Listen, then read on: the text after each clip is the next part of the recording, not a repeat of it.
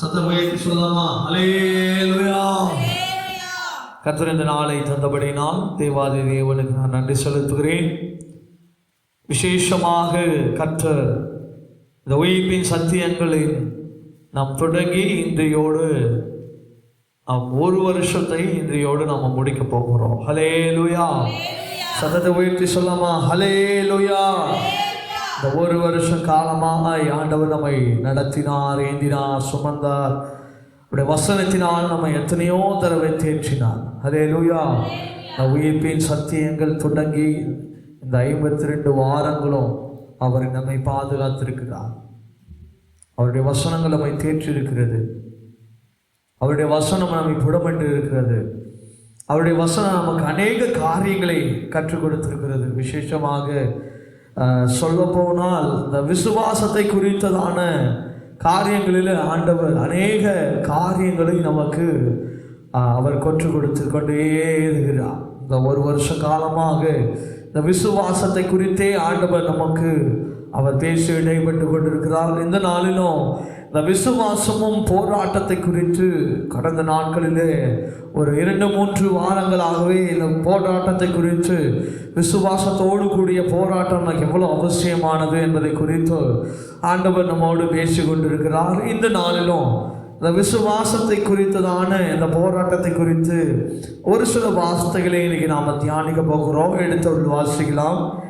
எபிரேயரின் புஸ்தகம் 3ஆம் அதிகாரம் அதனுடைய 14ஆம் வசனத்தை வாசிக்கலாம். எபிரேயருக்கு எழுதின நிருபம் 3ஆம் அதிகாரம் அதனுடைய 14ஆம் வசனத்தை வாசிக்க கேட்கலாம்.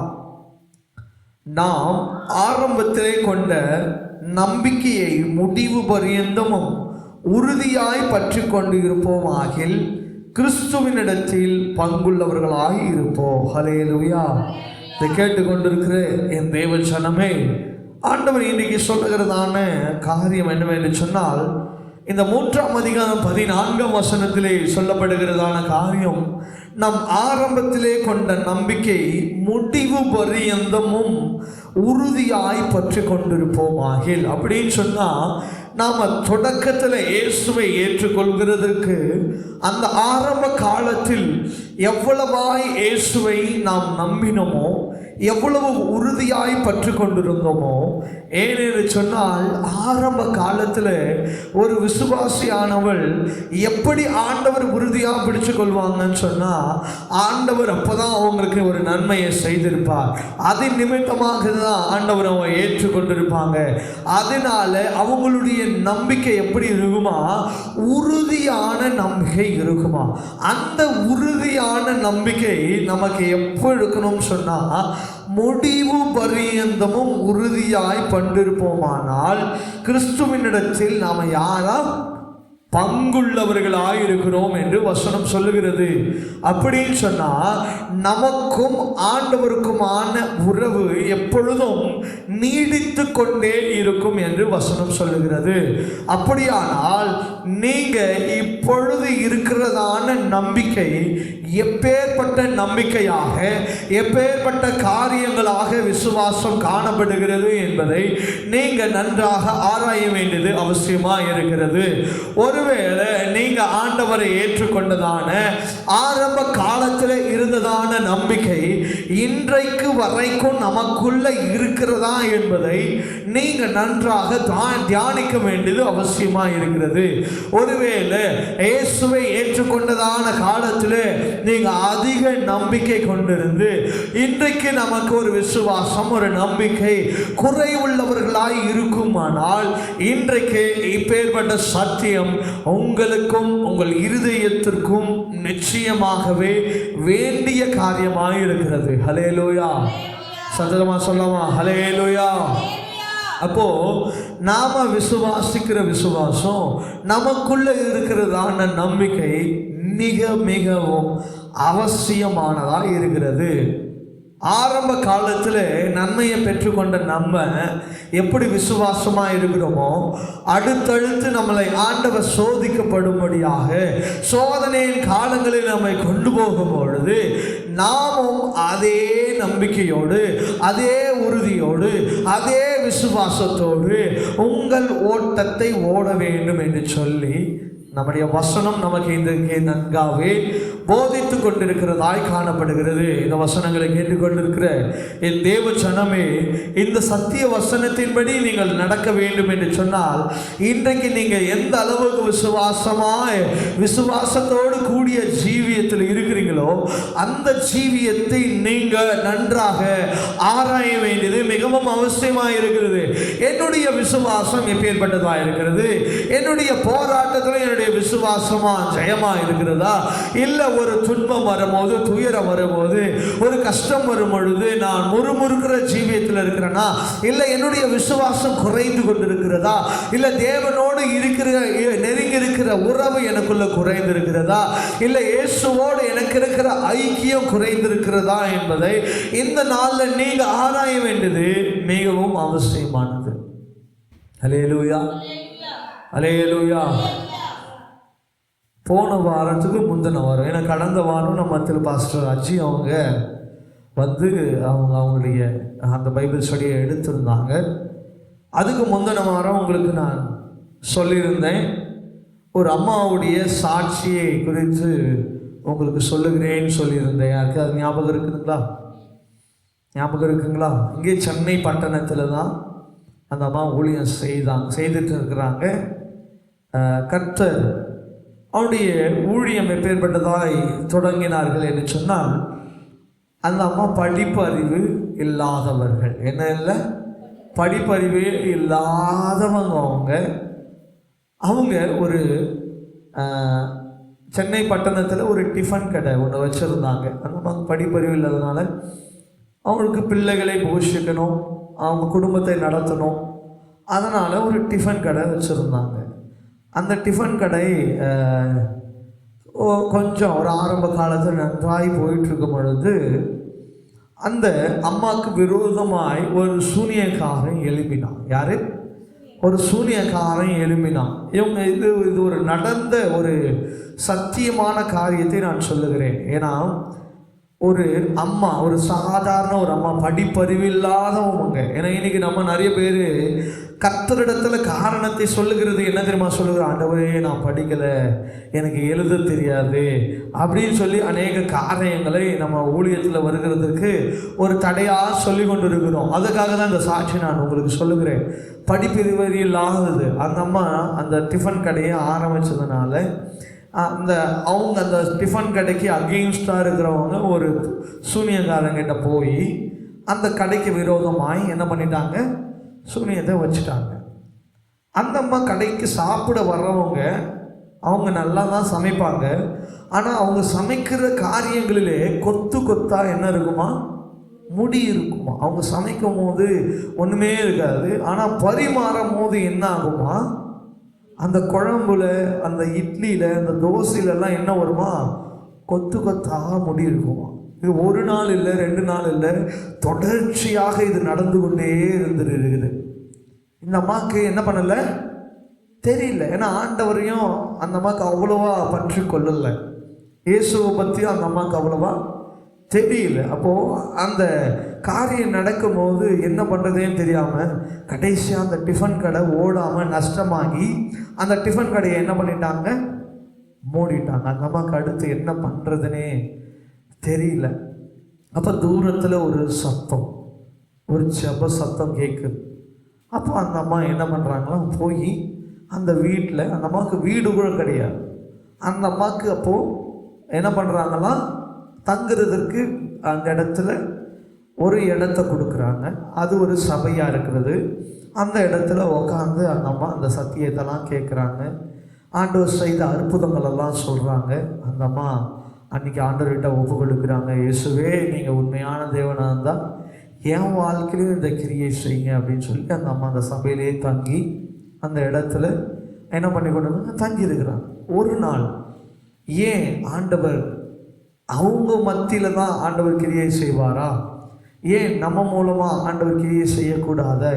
நாம் ஒன்றுமே செய்யாமல் தானே இருக்கிறோம், நம்ம ஆண்டவருக்காக ஏன் ஊழியம் செய்யக்கூடாதுன்னு அந்த அம்மா இருதயத்தில் ஒரு ஏவுதல் உண்டாகி ஒரு நாள் நடு ராத்திரியில் எந்திரிச்சு மொட்டை மாடியில் போய் உக்காந்து, ஆண்டவரே இன்னைக்கு நீங்கள் என்னை தொடுங்க, நான் என்ன பண்ணணும், உங்கள் ஊழியத்தை நான் செய்யணும் அப்படின்னு சொல்லி அந்த நடு ராத்திரியில் ஆண்டவர் சமூகத்தில் கேட்கும் பொழுது ஒரு வானத்திலிருந்து ஒரு அக்கினி அந்த அம்மாவை என்ன பண்ணுச்சான், தொட்டுச்சு. அன்றைக்கி நடு ராத்திரியில் செபிக்கும் பொழுது அந்த அம்மாவை ஒரு மின்னல் போன்ற ஒரு இடி முழக்கத்தோடு வந்து அந்த அம்மாவை என்ன பண்ணிருக்கு, தொட்டு இருக்கு. அதுக்கப்புறமா அந்த அம்மா மூலமாக ஆண்டவர் என்ன பண்ணாரு, கிரியை செய்ய ஆரம்பிச்சிருக்கிறார். ஹல்லேலூயா.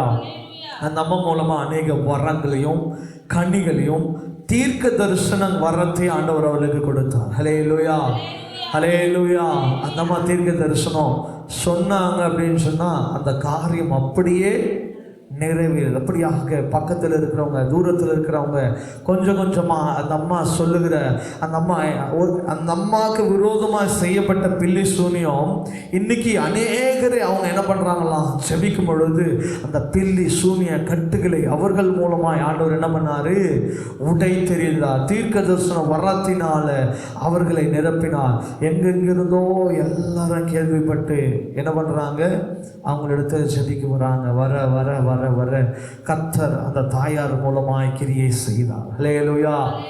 எந்த இடத்துல தங்குவதற்கு இடமில்லாமல் இருந்தாங்களோ அதே இடத்துல கர்த்தர் ஒரு பெரிய சபையை உண்டாக்கி கொடுத்தார். ஹல்லேலூயா.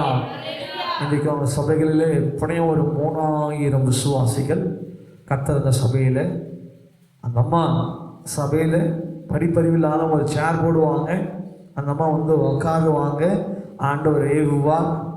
அங்கேருந்து அப்படியே சொல்லுவாங்க, அந்த கூட்டத்தில் இந்த தம்பி கர்த்தர் என்ன பண்ணுறாரு, உங்களுக்கு குறித்து பேசுகிறாருன்னு சொல்லி அப்படியாய் சொன்னாங்க. அப்படி ஒரு நாள் அவங்க தீர்க்க தரிசனம் சொல்லும் பொழுது, தம்பி இந்த இடத்துல இருக்கிற உன்னை ஆண்டவர் என்ன பண்ணுறார், ஊழியத்துக்காக அழைக்கிறார். இந்த வருஷம் உன்னை ஒரு 15 தேசத்துக்கு உன்னை கொண்டு போக போகிறாரு அப்படின்னு சொன்னாங்களாம். ஹல்லேலூயா. அவருக்கு ஒன்றுமே புரியல. ஏன்னா அவருக்கு என்னன்னா, அவருக்கான ஒரு வாய்ப்பும் கிடையாது. என்ன வாய்ப்பு கிடையாது, அவர் வெளி தேசத்துக்கு போகிறதுக்கு. ஆனால் அன்றைக்கு அந்த தாயார் மூலமாக பேசின அந்த வார்த்தை அன்ற வருஷம் அவருடைய வாழ்க்கையில் நிறைவேறியது. ஹல்லேலூயா, ஹல்லேலூயா. இன்னமும் அவர் சாட்சி சொல்கிறார். அவர் வேற யாரும் இல்லை, பாஸ்டர் அகஸ்டின் ஜெபக்குமார் தான். ஹல்லேலூயா, ஹல்லேலூயா. அவர்கள் மூலமாக அநேக எழுப்பப்பட்டாங்க. அந்த தாயார் மூலமாக அநேக பில்லி சூனிய கட்டுகளை நிர்மூலமாக்கினார். அநேகரை தெற்கு தரிசன வர்ணங்களினால் நிரப்பினார். இன்றைக்கு அவருடைய குடும்பமே என்ன பண்ணி கொண்டிருக்கிறது, ஊழியம் செய்து கொண்டிருக்கிறது. ஹல்லேலூயா, ஹல்லேலூயா. நான் யாரை குறித்து சொல்கிறேன்னு உங்களுக்கு தெரிஞ்சிருக்காதுன்னு நினைக்கிறேன். ஏன்னா கேள்விப்பட்டிருக்க மாட்டீங்க. இந்த திருவொற்றியூரில் சகோதரி தாயார் ஏகம்மா அவங்க பேர். அவங்க ஒரு நல்ல ஒரு தீர்க்கதரிசி, கர்த்தருக்காக ஊழியம் செய்து கொண்டிருக்கிறாங்க. அவங்களுடைய பேர பிள்ளைகள் 2 பேர் என்னுடைய சீனியர், காலேஜில் என் கூட படித்தவங்க. இது அவங்க சொல்லி நான் கேள்விப்படலை. என்னோடு கூட படித்த அண்ணன், என்னோட கிளாஸ்மேட். அவர் அநேகர் அந்த சபையில் ஊழியர் செய்கிறதெல்லாம் குறித்து சொல்லுவார். ஆனால் இந்த விஷயத்தை ஒரு போதகர் மூலமாக தான் நான் கேள்விப்பட்டேன். இப்போ ஏற்பட்ட காரியத்தை கர்த்தர் தாயாருடைய வாழ்க்கையில் செய்து கொண்டிருக்கிறார். இது மாத்திரமில்லாமல் இந்த அமாவாசை, பௌர்ணமி அந்த மாதிரியான ஜெபங்கள்லாம் அவங்க சபையில் வைத்து அநேக பில்லி சூனிய கட்டுகளினால், வியாதிகளினால், போராட்டங்கள்னால் இருக்கிறவர்களை கர்த்தர் அந்த தாயார் மூலமாக நடத்தி கொண்டிருக்கிறார். ஹல்லேலூயா. ஏன் இந்த சாட்சி நான் உங்களுக்கு இந்த நாளில் சொல்லுகிறேன் என்று சொன்னால், அன்றைக்கு தங்குவதற்கு ஒரு இடம் இல்லை, சாப்பிடுகிறதற்கு சாப்பாடு இல்லை, எங்கே ஒதுங்குறதுக்குன்ற ஒரு இடம் இல்லாமல் ஒரு போராட்டத்தோடு இருந்த அந்த தாயார், அவர்களுடைய விசுவாசம் கர்த்தரை பெற்றிடுதலாக இருந்தது. ஹல்லேலூயா. இதை கேட்டுக்கொண்டிருக்கிற என் தேவ ஜனமே, இன்றைக்கு கூட உங்கள் வாழ்க்கையில் ஒரு போராட்டத்தோடு இருக்கலாம். என் வாழ்க்கை என்ன ஆகுமோ ஏதாகுமோ அப்படின்னு சொல்லி நீங்கள் கலங்கி தவித்து கொண்டு இருக்கலாம். இன்றைக்கு உங்களுடைய விசுவாசம் நிச்சயமாகவே இயேசுவானவரை நீங்கள் பிடிப்பீர்கள் என்று சொன்னால், அந்த தாயாரை போல ஒரு நம்பிக்கை உள்ளவர்களாக இருப்பீர்கள் என்று சொன்னால், அந்த தாயாருடைய வாழ்க்கையில் கர்த்தர் எப்படி நன்மை செய்தாரோ பல மடங்கு அதை விட அதிகமாக உங்கள் வாழ்க்கையில செய்வார். ஹல்லேலூயா. எத்தனை பேர் விசுவாசிக்கிறீங்க? ஹல்லேலூயா. ஆனால் நாம் செய்ய வேண்டிய காரியம், அவங்க பட்ட பாடுகள் கொஞ்சம் நஞ்சம் கிடையாது, அவங்க கண்ட போராட்டங்கள் கொஞ்சம் கிடையாது. அவர்களுக்கு எதிர்ப்பு எவ்வளவோ வந்தது, எந்த தொழிலும் அவங்களால செய்ய முடியல, ஊழியத்தில் அநேக போராட்டம், பிரச்சனை, சண்டைகள், தொந்தரவுகள், அநேக நெருக்கடிகள். ஆனால் எல்லாவற்றையும் அவங்க என்ன பண்ணாங்க, அந்த போராட்டத்தை, விசுவாசத்தோடு கூடிய போராட்டத்தை அவர்கள் சகித்தவர்களாக காணப்பட்டார்கள். ஹல்லேலூயா, ஹல்லேலூயா. இன்றைக்கும் இந்த வார்த்தைகளை கேட்டுக்கொண்டிருக்கிற தேவ ஜனமே, உங்களுடைய விசுவாசத்திற்குரிய போராட்டத்திலே நீங்கள் ஜெயம் கொள்ளவர்களாக இருக்கணும். ஒரு பாதி ஓட்டத்தை ஓடிட்டு என்னால் முடியல அப்படின்னு சொல்லி நின்றாதீங்க. ஆண்டவர் உங்களை பாதியில் நிப்பாற்றுகிறதுக்காக உங்களை தெரிந்து கொள்ளலை, உங்களை பாதியிலே விட்டு விலகுகிறதுக்காக உங்களை ஆண்டவர் அழைக்கப்படலை. அந்த முழு ஓட்டத்தையும், அதுதான் வசனம் சொல்லுது. இன்னைக்கு கேட்ட வசனத்தின்படி நாம் ஆரம்ப காலத்தில் கொண்டிருந்த நம்பிக்கை எப்போ இருக்கணுமா?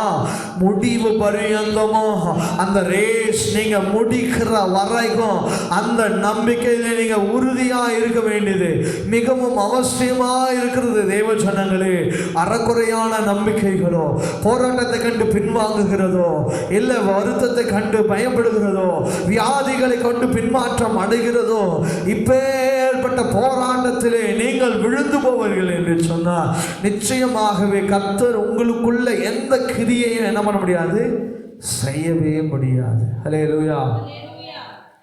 இன்னைக்கு நாம எல்லாரும் விழுந்து போகிறதுக்கு காரணம், ஒரு போராட்டத்தை கண்டு நம்ம பயந்து கொண்டிருக்கிறோம், போராட்டத்தை கண்டு அஞ்சு கொண்டிருக்கிறோம், போராட்டத்தை கண்டு ஐயோ வந்துருச்சு, அவ்வளோதான் என் வாழ்க்கை, இதுக்கு மேலே எனக்கு வழி இல்லை, என்னோட முழு பலத்தை நான் போட்டுட்டேன், இதுக்கப்புறம் என்னால் ஒன்றும் பண்ண முடியாது அப்படின்னு சொல்லி இன்னைக்கு நம்ம என்ன பண்ணி கொண்டிருக்கிறோம், நம்ம பலத்தை கொண்டு செஞ்சுட்டோம், நான் என் பலத்தை கொண்டு செஞ்சுட்டேன் அப்படின்னு சொல்லி கொண்டிருக்கிறோம்.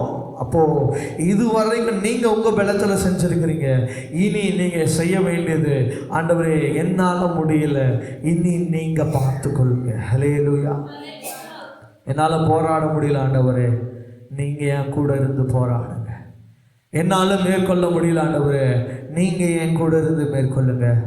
என்னால் விசுவாசத்தில் முழுமை அடைய முடியல, நீங்க என் கூட வந்து அந்த விசுவாசத்தில் உறுதிப்படுங்க அப்படின்னு சொல்லி நீங்கள் விசுவாசத்தில் உறுதிப்படுகிறதா இருப்பீர்கள் என்று சொன்னால், நிச்சயமாகவே கர்த்தர் உங்களை ஒரு வல்லமையான காரியங்களாக உன்னை பயன்படுத்துவார். ஹல்லேலூயா, ஹல்லேலூயா.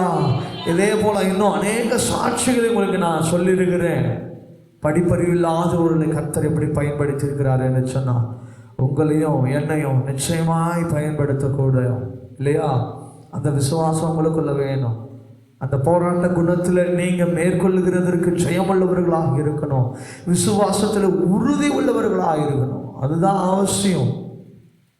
நீ விசுவாசத்தில் ஒரு உறுதியற்றவர்களாய் காணப்பட்டு கொண்டிருக்கிறோம், வேறொன்றாதபடிக்கு காணப்பட்டு கொண்டிருக்கிறோம், மேலோட்டமான பாதைகளை சென்று கொண்டிருக்கிறோம், ஏதோ ஏற்றுக்கொண்டோம், ஏதோ சபைக்கு போகிறோம், அதுதான் வாழ்க்கைன்னு சொல்லி நினைத்து கொண்டிருக்காதீங்க.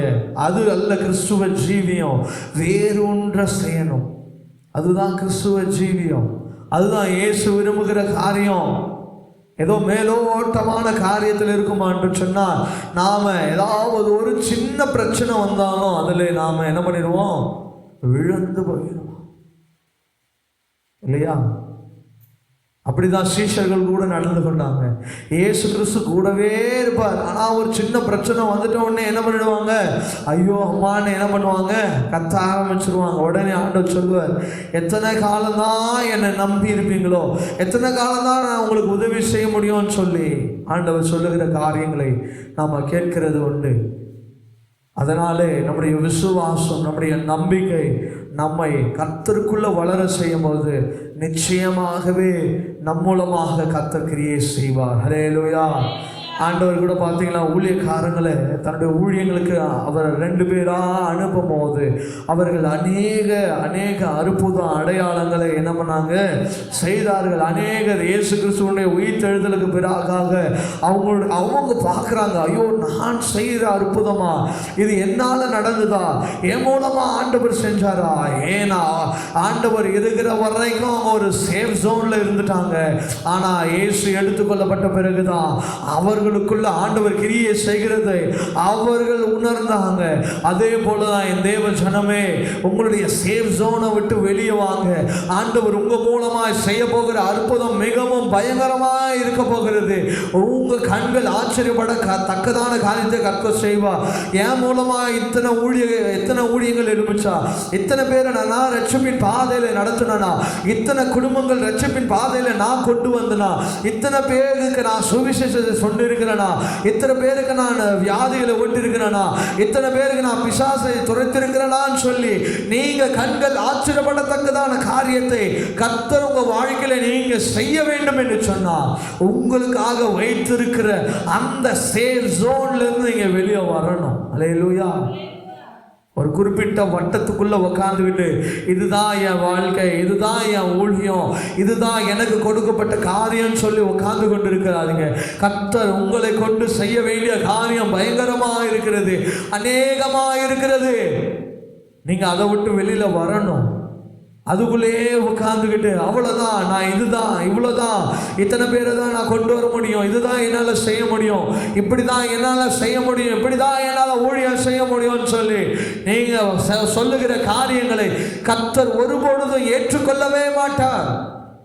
இன்னைக்கு ஊழியம்னா போராட்டம் உடனே பயம் வந்துடுது. ஊழியம் வெளியே போனால் அவ்வளோதான், அநேகர் கேள்வி கேட்பாங்களே, அவங்களுக்கு நான் எப்படி பதில் சொல்லுவது, எப்படி வசனங்களை எடுத்து சொல்வது, எப்படி சுவிசேஷத்தை சொல்லுவது அப்படின்ற ஒரு கேள்விக்குறியோடு நம்ம கொண்டு இருதயத்தில் வைத்து கொண்டு இருக்கிறோம். ஆனால் நாம் சபைக்கு வருகிறது 10 வருஷமாக இருக்கும், 15 வருஷமாக இருக்கும், 20 வருஷமாக இருக்கும். ஆனால் இன்னைக்கு நாம் ஒரு போராட்டத்தை காரியத்துக்குள்ள போய் கடந்து சென்று ஒரு சுவிசேஷத்தை சொல்லுகிறதற்கு இன்னைக்கு நாம என்ன பண்ணி கொண்டிருக்கிறோம், தயங்கி கொண்டிருக்கோம், அஞ்சு கொண்டிருக்கிறோம். அந்த போராட்டத்தின் காரியத்தை விட்டு வெளியில வாங்க. விசுவாசத்தை கொண்டுதான் போராட்டத்தை ஜெயிக்க முடியும். உங்க போராட்டத்தை நார்மலா நீங்க உங்களால ஜெயிக்க முடியாது. விசுவாசம் உங்களுக்குள்ள கிரியை செய்ய செய்ய செய்ய போராட்ட குணம் உங்களுக்குள்ள வந்துவிடும். ஹல்லேலூயா, ஹல்லேலூயா. தாவீது கோலியாத்தை மேற்கொள்ளும் பொழுது கர்த்தருடைய நாமத்தை கொண்டுதான் செய்தானவே தவிர அவன் சவுல் கொடுத்ததான போர் ஆயுதங்களை கொண்டு செய்யல. இது எனக்கு வேண்டாம், என் கர்த்தருடைய நாமம் ஒன்றே போதும் என்று சொல்லி அவ்வளோ பேர் அந்த மீதியான பார்த்து கொண்டு இருக்கிறாங்க, பெலிஸ்தியரை பார்த்து கொண்டு இருக்கிறாங்க. ஆனால் என்ன பண்ண முடியல, அவனை மேற்கொள்ள முடியல. சின்னவனை கொண்டு ஆண்டவர் செய்தார். அப்ப ஆண்டவர் என்ன சொல்ல விரும்புகிறார் தெரியுமா? நீ இவ்வளோ பெரிய கூட்டத்தை வச்சுக்கிட்டு உன்னால செய்ய முடியாது, உன் பலத்தால ஒன்றும் செய்ய முடியாது. ஆனால் என் நாமத்தை தரித்தவனை கொண்டே செய்ய முடியும். ஹல்லேலூயா. உங்க பலத்தினால ஒன்றும் பண்ண முடியாது, உயரத்தினால ஒன்றும் பண்ண முடியாது, உங்க சரீரத்தை நல்ல ஜாம்பவான போல வச்சுக்கிட்டுக்கிறதுனால ஒன்றும் பண்ண முடியாது, பணம் கட்டுக்கட்டா வச்சிருக்கிறதுனால ஒன்றும் பண்ணிட முடியாது. இன்னைக்கு கோடி கோடியா பணம் வச்சிருக்கிறவனால கூட ஊழியம் செய்ய முடியாது. தேவனுடைய நாமத்தை தரிக்கிறவர்கள், தேவனுடைய நாமத்தை கொண்டிருக்கிறவர்கள், தேவனுடைய விசுவாசத்தை கொண்டிருக்கிறவர்கள், அவர்கள் தான் போராட்டத்தை ஜெயிக்க முடியும். போராட்டத்தை நீங்க கண்டு காணாம விட்டுட்டீங்க, அந்த போராட்டத்தை உங்களால மேற்கொள்ள முடியல அப்படின்னு சொன்னா நீங்க பொன்னாக விளங்கவே முடியாது. ஹல்லேலூயா, ஹல்லேலூயா. ஹல்லேலூயா. அந்த சத்தத்தை கேட்டுக்கொண்டிருக்கிற என் தேவ ஜனமே, உங்கள் வாழ்க்கையில் நீங்கள் போராட்டங்களை மேற்கொள்ள வேண்டும் என்று சொன்னார். முதலாவது தேவன் உங்களை கொண்டு வைத்திருக்கிற திட்டத்தை அறிந்து கொள்ளுங்க. என்னால் முடியாது, நான் படிக்கலை, எனக்கு எழுத தெரியாது, இப்பேற்பட்ட காரணங்களை நீங்கள் சொல்லாதீங்க. ஆண்டவர் விரும்பவே மாட்டார். யாரை கொண்டும் கர்த்தர் செய்கிறவராக இருக்கிறார். அப்போஸ்தலனாகிய பவுல் கொலோசியருக்கு 3ஆம் அதிகாரம் 11-15 வசனம் இப்படியாய் சொல்லுகிறது, தேவ சமாதானம் உங்கள் இருதயங்களில் ஆழ கடவுது, இதற்கென்றே நீங்கள் ஒரே சரீரமாக என்ன பண்ணிருக்கிறீங்க, அழைக்கப்பட்டிருக்கிறீங்க. நன்றி அறிந்து உள்ளவர்களா இருங்கள். ஹல்லேலூயா. கர்த்தர் செய்திருக்கிற உங்க வாழ்க்கையில் அவர் செய்திருக்கிற அந்த நன்றியை நினைங்க. இயேசு வாழ்க்கையில் என்ன செய்திருக்கிறார் என்பதை பாருங்க. இயேசு எப்படி உங்களுக்காக அடிக்கப்பட்டிருக்கிறார் என்பதை பாருங்க. கல்வாரி சிலுவையில் உங்களுக்காக எப்படி அறையுண்டார் என்பதை பாருங்க. உங்களுக்காக ரத்தம் சிந்தினதை பாருங்க. உங்களுக்காக தலையில முள்முடி சுமந்ததை பாருங்க. அவர் வாயில உங்களுக்காக காடியை ருசி பார்த்ததை பாருங்க. உங்களுக்காக விழாவில ஈட்டியில குத்தப்பட்டதை பாருங்க. கைகளிலும் கால்களிலும் ஆணிகள் அடிக்கப்பட்டதை பாருங்க.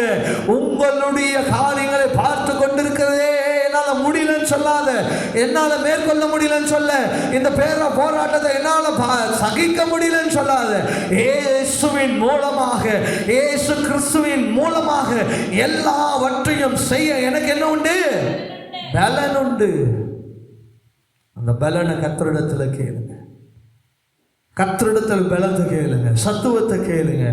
உங்கள் பலவீனத்தை நீங்கள் காட்டாதீங்க. ஆண்டவரே, நான் படிக்கல, எனக்கு எழுத தெரியாது, எனக்கு ஞானம் இல்லை, எனக்கு மந்த நாவு, நான் ஒரு பேதை, எனக்கு கணக்கு தெரியாது, அது தெரியாது, இது தெரியாது.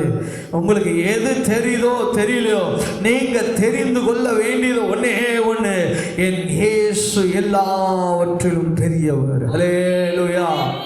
நீங்கள் எதை பெருசாக நினச்சிட்டு இருக்கிறீங்களோ அதை இயேசு ஒன்றும் கூட சட்டம் பண்ண மாட்டார். ஆனால் எவைகளை நீங்கள் அறியாமல் இருக்கிறீங்களோ அதுதான் உங்களை மேலான பாதைகளை கொண்டு போகும்.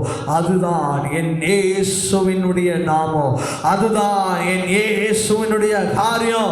இயேசுவை மட்டும் நீங்கள் சுமந்து பாருங்க. இயேசுனுடைய வார்த்தையை மாத்திரம் சுமந்து பாருங்க. இயேசுவினுடைய காரியத்தை மாத்திரம் நீங்கள் சுமந்து பாருங்க. அந்த இயேசு நாமம் பட்டி தொட்டி எங்கும் உங்களை சுமந்து செல்லுகிறதா இருக்கும். ஹல்லேலூயா, ஹல்லேலூயா. இன்னைக்கு பவுலை குறித்து அறியாத ஜனங்களே கிடையாது. பவுலை கொண்டு பேசாத ஜனங்களே கிடையாது.